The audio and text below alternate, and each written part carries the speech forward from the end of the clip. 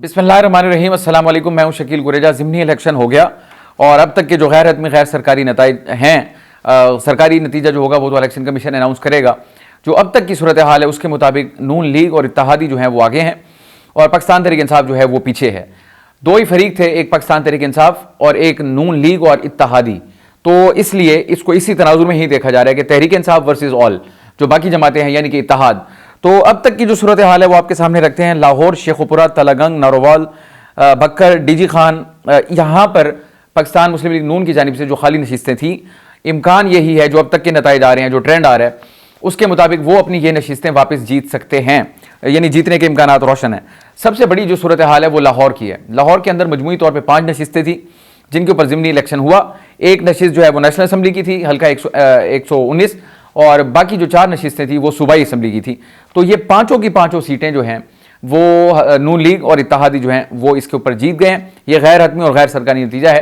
तो ये बहुत बड़ा यानी पाकिस्तान तहरीक इंसाफ के लिए अपसेट है और नून लीग के लिए जो है ये बहुत बड़ी खबर है, या इत्तेहादियों के लिए कह लें। और एक और जो अपसेट है पाकिस्तान तहरीक इंसाफ के लिए, वो पाकिस्तान तहरीक इंसाफ PTI जो है वो वजीराबाद की जीती हुई नशिस्त जो है वो उसमें उनको शिकस्त हुई है। तो ये बहरहाल मैं इसको शिकस्त समझता हूँ। पाकिस्तान तहरीक इंसाफ जो है उसको शिकस्त क्यों हुई, उसकी मुतादिद वजूहात हैं।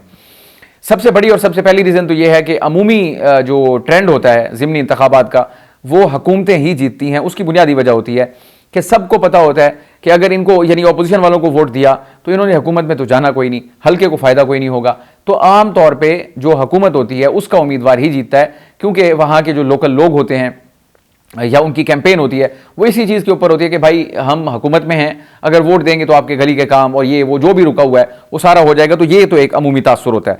तो शायद पाकिस्तान मुस्लिम लीग नून और इत्तेहादी इस वजह से भी जीते कि वो पंजाब में भी हुकूमत में है और विफाक में भी हुकूमत में है। एक फैक्टर तो ये हो गया।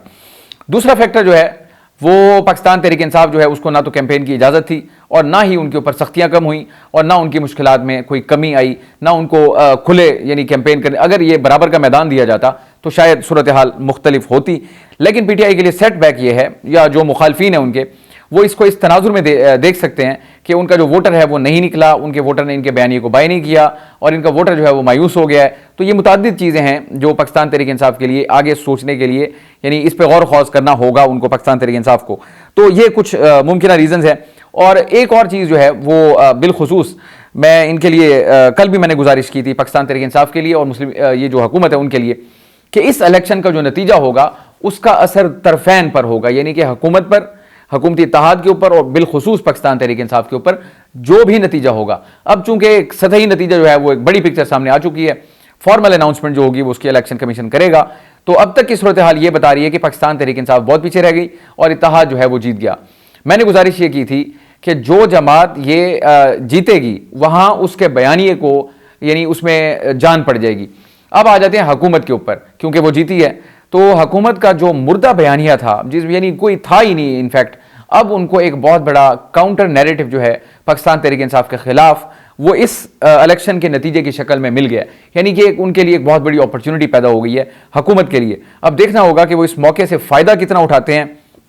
मैंने कल गुजारिश की थी, मैं उसी की आज कुछ एग्जाम्पल आपके सामने रख देता हूँ जो आज हमारे सामने आई। सबसे पहले इसके ऊपर बात की मरियम नवाज ने, जो कि वज़ीर आला पंजाब हैं, नवाज शरीफ साहब की साहबजादी भी हैं, और उन्होंने कहा कि नून लीग का वोटर निकल आया और तमाम उम्मीदवार अक्सरियत से कामयाब होंगे। यानी वोटर का निकलना उनके लिए एक फतह है। उन्होंने पहले ही कह दिया कि उनका वोटर निकल आया है, तो इसको वो अपनी फतह के तौर पे देख रहे हैं। फिर आ जाए नून लीग पंजाब के सदर जो है राना सनाउल्लाह साहब, उनका कहना है कि PTI का वोटर सपोर्टर आज नहीं निकला और ये उनके सोचने का मामला है और ये उनके लिए पैगाम है। अब आ जाए वज़ीर इत्तलात जो विफाकी हैं अता तारड़ साहब, उनका ये कहना है कि झूठ का बयानिया आज दफन हो चुका और अवाम ने आज सच का साथ दिया। तो मैंने जो आपसे गुजारिश की थी बयानिए की जंग, इस नतीजे को अब बयानिए की जंग में ट्रांसलेट होता हुआ आप आने वाले दिनों में देखेंगे। तो ये जो हुकूमत है या हुकूमती इत्तेहाद है उनकी तो हो गई बल्ले बल्ले, यानी उन्होंने उसके ऊपर अब बात शुरू कर भी दी कि ये झूठे हैं, ये झूठे थे, इनका बयानिया दफन हो गया और हम सच्चे हैं और हमारा बयानिया जो है वो जीत गया। अगरचे मैंने आपको पहले गुजारिश कर दिया हुकूमत को एक एडवांटेज होता है कि जो बाई इलेक्शन होता है उनके जीतने के इम्कान भी ज़्यादा होते हैं, लेकिन इन्होंने चूंकि इनको बयानिए की तलाश थी हुकूमत को, तो आज उनको ये बयानिया जो है वो मिल गया इस इलेक्शन के नतीजे में। जिस अंदाज से इलेक्शन हुआ उसके ऊपर सवालिया निशान है, लेकिन सवाल उसमें यह है कि क्या ये पहली मरतबा हुआ? मुझे पाकिस्तान का कोई एक इलेक्शन बता दीजिए, आप 70 से शुरू हों और आप यहाँ तक आए 12 इलेक्शन हुए टोटल आम इंतखाबात, या आप ज़िमनी इंतखाबात पे चले जाएं, कभी ऐसा हुआ कि जीतने वाली जमात जो है वो कहे ये कहे, वो भी एतराज़ करे और हारने वाली जमात जो है उसको कबूल करे? ये सवाल ही पैदा नहीं होता। जितने भी इलेक्शन हुए ये सूरत हाल तो आपको बहरहाल देखने को मिलती है। एक्सेप्शन एक ज़रूर थी, आज लाहौर के एक हल्के के अंदर उनका जो एक पोलिंग स्टेशन था उसके प्रिजाइडिंग अफसर ने फॉर्म 45 पर पहले ही दस्तखत करवा लिए, नतीजे से पहले। ये अनप्रेसिडेंटेड चीज़ है और इसका इलेक्शन कमीशन ने नोटिस भी ले लिया है और उम्मीद करते हैं कि उसके ऊपर सख्त कार्रवाई भी करेंगे। यानी एक जो हल्का था उसके एक पोलिंग स्टेशन के ऊपर फॉर्म 45 के ऊपर दस्तखत करवा लिए प्रिजाइडिंग अफसर ने और इसका अब इलेक्शन कमीशन नोटिस ले चुका है। तो ओवरऑल इतना वो नहीं था, लेकिन जो प्री पोल मामला थे वो हमारे सामने हैं। पाकिस्तान तहरीक इंसाफ के ऊपर जो कुछ होता रहा, जो कुछ बीती जनरल इलेक्शन था या ये वाला ज़िमनी इलेक्शन था, सूरत हाल उनके लिए कोई ज़्यादा मुख्तलिफ नहीं थी। लेकिन इस इलेक्शन का जो नतीजा है उनके लिए फिर एक पैगाम है पाकिस्तान तहरीक इंसाफ के लिए। मैंने गुज़श्ता दिनों में एक वीडियो की थी मुकम्मल तफसील के साथ कि मुश्किलात जो हैं इनकी बढ़ने जा रही हैं पाकिस्तान तहरीक इंसाफ की। ये एक उसका एक इंदिया भी है ये वाला मामला जो है कि अब इनके पास ऑप्शंस क्या हैं इलेक्शन हारने के बाद। शोर मचाएंगे, एहतजाज करेंगे, अदालतों में जाएंगे। भाई इन 3 जगहों ये 3 काम वो ऑलरेडी कर रहे हैं। 9 मई के मामला उनके ऊपर क्रैकडाउन कम नहीं हुआ, एहतजाज उनका बदस्तूर जारी है, अदालतों के अंदर उनका महाज जो है वो जारी है। चीफ जस्टिस को वो खत लिख चुके हैं अदालती महाज पर उनको फैसिलिटी ना मिलने के ऊपर या उनकी रिजर्वेशंस को या उनकी जो ग्रीवेंसेज हैं उनको एड्रेस ना करने पर, बल्कि इस्तीफे का भी मुतालबा कर चुके हैं। तो इनके पास जो ऑप्शंस हैं पाकिस्तान तहरीक इंसाफ के पास वो ऑलरेडी उनको एक्सरसाइज कर रहे हैं। एक एहतजाज है, एक अदालती महाज है और दूसरा जो है ईवानों के अंदर एहतजाज है। ये सारा कुछ वो कर रहे हैं। तो इस इलेक्शन के बाद इसमें इजाफा होगा। इजाफा क्या होगा उसकी ताज़ा तरीन सूरत हाल आपने कराची में देख ली। वहाँ पर उन्होंने रैली निकाली शेर अफजल मरवत साहब की सरबराही में, और वो रैली के साथ जो कुछ हुआ वो आपके सामने है। जब उनके वर्कर्स ने रोड ब्लॉक किया तो रोड ब्लॉक करने के ऊपर 23 कारकुनान जो है उनको हिरासत में ले लिया गया। तो इनके लिए रास्ता अभी खुला नहीं है। मैंने पहले गुजारिश की थी कि इनकी मुश्किलात जो हैं वो बढ़ रही हैं और उसकी बुनियादी वजह इमरान खान साहब का मौक़िफ़ है। अब सवाल ये है कि इमरान खान साहब देखें इमरान खान साहब क्या कर रहे हैं। इमरान खान साहब बड़े प्लेयर हैं, लेकिन जो बाकी प्लेयर्स हैं वो तरफैन दोनों तरफ उनकी जंग जारी है। अदालतों के साथ भी जंग शुरू हो गई। अब चीफ जस्टिस से इस्तीफे का मुतालबा कर दिया सीधा, वो जो खत लिखा है ये तो हो गई आला तरीन अदालत। उसके बाद हुकूमत के साथ तो उनकी जंग है ही है, और फिर जो इस्टेब्लिशमेंट है उनके साथ भी जंग चल रही है। यानी आपने अपनी जो अहलिया हैं उनका जो आपने कहा कि इनको जहर दिया जा रहा है उसका इल्ज़ाम किस पे लगाया? आपने कहा जी ये ISI और उनके कहने पे, आर्मी चीफ के कहने पे कर रही। तो इमरान खान साहब की जंग अदालत के साथ भी है, या चीफ जस्टिस कह लीजिए आप उसको, मैं तो अदालत ही कहूँगा, चीफ जस्टिस कह लें आप, उनसे इस्तीफा मांग रहे हैं। हुकूमत को कहते हैं ये जाली है, और इस्टेब्लिशमेंट के साथ हमने बात ही नहीं करनी और वो हमारी जान के पीछे पड़े हुए हैं वगैरह वगैरह। तो अब मुझे बताइए इसमें से कोई पॉसिबिलिटी, आप मेरे नाजरीन हैं, आप कमेंट में बता सकते हैं कि कोई एक ऐसी पॉसिबिलिटी जो बनती हो कि इनके लिए रास्ता खुले, इनकी तकालीफ कम हो, इनके लिए रास्ते हमवार हों और ये वापस गेम के अंदर आएँ। अब सवाल यह है कि इमरान खान साहब इस चीज़ को, इस सारी सूरत हाल को कब तक और कितना सस्टेन करेंगे, ये उनकी पार्टी के लिए और ख़ुद उनके लिए और उनके सियासी मुस्तकबिल के लिए ये बड़ा अहम सवाल है और बहुत बड़ा सवाल है। गिवन इमरान खान साहब की नेचर, बज़ाहिर बड़ा मुश्किल लगता है कि वो अपने मौक़िफ़ से पीछे हटें, लेकिन जिस पोजीशन पे अब वो चले गए हैं अब इससे पीछे हटना भी उनके लिए बहुत बड़ा यानी एक मुश्किल मरहला होगा। इमरान खान साहब बड़ी नर्व्स की गेम तो बड़ी अच्छी तरह जानते हैं और शायद अड़े हुए भी इसी वजह से हैं।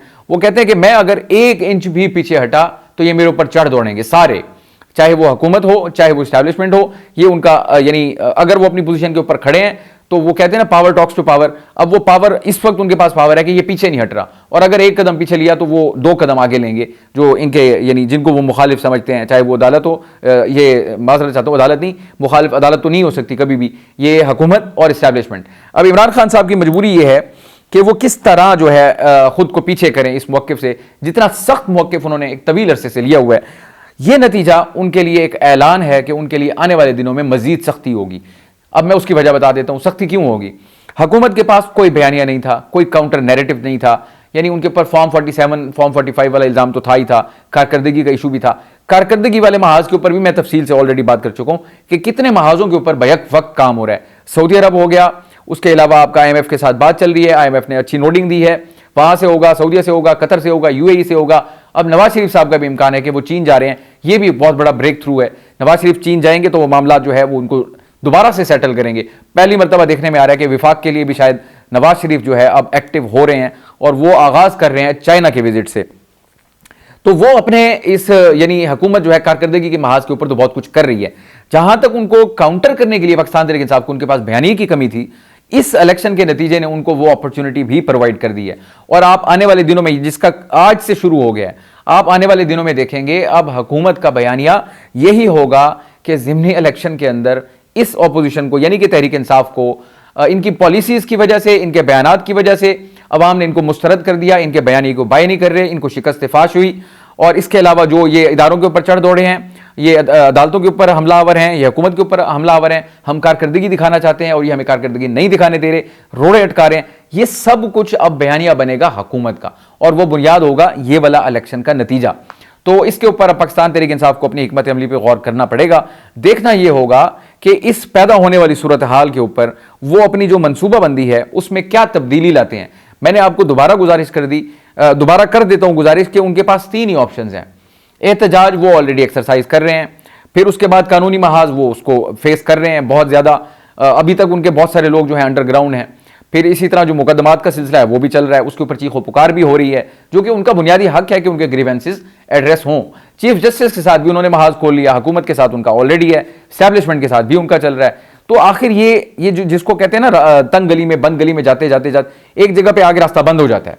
तो अब पाकिस्तान तहरीक इंसाफ इस वक्त अपनी इस पॉलिसी की वजह से उस तरफ जाती हुई नजर आ रही है। देखना होगा कि वो इसमें से फिर अपने लिए जो एक रास्ता है या विंडो है, विंडो ऑफ अपॉर्चुनिटी, वो कैसे निकालते हैं। तो ये बहरहाल उनके लिए आने वाले दिनों में बड़ा इम्तहान होगा। तो देखते हैं कि क्या इसमें पेशरफ्त होती है। अब 2 अहम तरीन डेवलपमेंट्स जो हैं वो सुबह की हैं और उसमें से एक तो है कौमी असम्बली का इजलास है, क्योंकि ये इलेक्शन का नतीजा और फिर ऑब्वियसली पाकिस्तान तहरीक इंसाफ भी वहाँ पे होगी, तो कल वहाँ पे फिर दंगल होगा। उसी के साथ जो बड़ी डेवलपमेंट है, ईरान के सदर जो हैं वो अब तशरीफ ला रहे हैं, वो भी यहाँ पे होंगे। तो ये सूरत हाल आगे क्या रुख इख्तियार करेगी। बहरहाल हुकूमत और इत्तेहादियों के लिए एक बहुत बड़ा, जिसको कहते हैं ना, सुख का सांस आया कि उनको बयानिया मिल गया और पाकिस्तान तहरीक इंसाफ जो है उनके बयानिए को इससे ज़िक ज़रूर पहुंची है। मैंने कल भी तफसील से गुजारिश की थी, ये उनके बयानिए को ज़िक पहुंची है। इसके ऊपर जो अब हुकूमत बयानिया बनाएगी उसको काउंटर करना पाकिस्तान तहरीक इंसाफ के लिए खासा मुश्किल होगा। आज के लिए इतना ही। आप हमारी वीडियोस को लाइक कर सकते हैं, चैनल को ज़रूर सब्सक्राइब करें, अपना फीडबैक कमेंट के जरिए हमारे साथ शेयर करें। मुझे इजाज़त दीजिए, अल्लाह हाफ़िज़।